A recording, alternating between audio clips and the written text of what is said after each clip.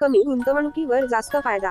मित्रांनो, कधी छोट्या गुंतवणुकीला भरघोस नफ्यात बदलण्याचे स्वप्न पाहिले आहे का? आम्ही तुम्हाला कमी गुंतवणुकीवर जास्त परतावा देणारी मालमत्ता उपलब्ध करून देत आहोत. भविष्यातील प्राईम लोकेशनवर आताच गुंतवणूक करा आणि कमी गुंतवणुकीवर मोठा परतावा सहज मिळवा.